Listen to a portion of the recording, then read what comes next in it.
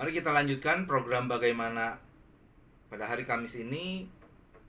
Natsnya terambil dari Nehemia 5 ayatnya yang 7. Setelah berpikir masak-masak, aku menggugat para pemuka dan para penguasa. Kataku kepada mereka, masing-masing kamu telah makan riba dari saudara-saudaramu. Lalu kuadakan terhadap mereka suatu sidang jemaah yang besar. Tema hari ini adalah riba dalam perspektif kacamata Kristen. Ya, kita akan membicarakan ikhwal meminjamkan uang beserta dengan bunganya. Seperti yang tercantum di dalam Nehemia 5 ayat 7, Nehemia menuduh para pengusaha dan penguasa melakukan sesuatu yang jahat. Apa itu? Dikatakan mereka menjalankan praktek makan riba. Apa itu riba? Riba adalah tindakan yang dilakukan seseorang dengan meminjamkan uang kepada orang lain dan meminta bunga dari orang tersebut. Saudaraku, sering kita dengarkan istilah bank syariah, asuransi syariah.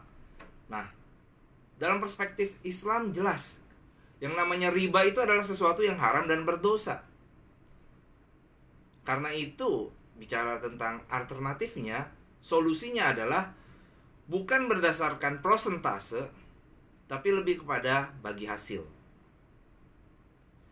Gereja Katolik Lama pada abad keempat juga sempat melarang pengambilan bunga semacam ini. Acuannya adalah perjanjian lama yang menjadi pedoman. Di dalamnya, kenapa di dalam perjanjian lama terdapat larangan dalam hal pengambilan bunga atau riba? Contohnya di Ulangan 23 ayat 19. Janganlah engkau membungakan kepada saudaramu baik uang maupun bahan makanan atau apapun yang dapat dibungakan. Imamat 25 ayat 36 dan 37. Janganlah engkau mengambil bunga, uang atau riba daripadanya, melainkan engkau harus takut akan Allahmu supaya saudaramu dapat hidup di antaramu. Janganlah engkau memberi uangmu kepadanya dengan meminta bunga, dan juga makananmu janganlah kau berikan dengan meminta riba.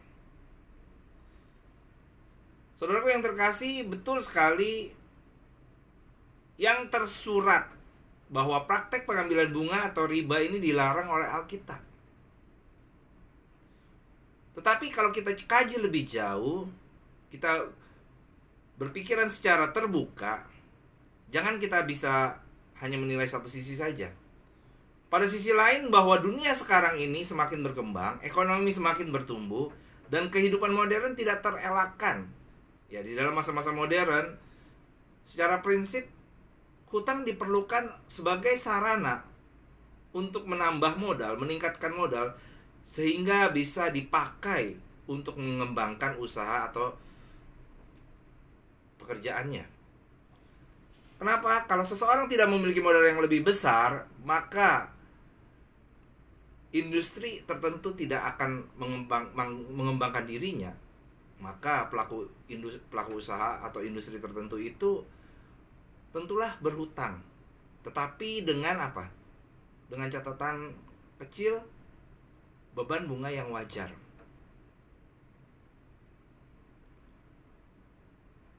Lalu mengapa Nehemia menuduh para pengusaha dan penguasa ini jahat? Ya karena simpel. Mereka meminjamkan uang dengan sikap hati yang salah, bukan beras kasihan tapi tamak, dan secara seenaknya. Saudaraku yang terkasih, bicara tentang hutang dan riba, memiutangi itu boleh. Tetapi prinsipnya yang tidak boleh diabaikan adalah prinsip kehati-hatian, prudent. Tetapi adalah lebih baik memberi dengan kasih kalau itu adalah berkenaan dengan kebutuhan yang sangat mendesak sekali. Yang paling penting adalah baik yang pemberi hutang perlu untuk ketika ingin memberikan hutang, perlu untuk cermat, ya kan? Sementara orang yang berhutang itu perlu ingat baik-baik Sekecil apapun uangnya akan cukup untuk hidup. Tapi sebanyak apapun uangnya tidak akan pernah cukup untuk gaya hidup. Saya nggak bilang selamat berhutang, tetapi jika ada yang ingin meminjamkan uang, coba prinsip kasih yang lebih dikedepankan. Lebih baik memberi, ya kan, daripada memiutang.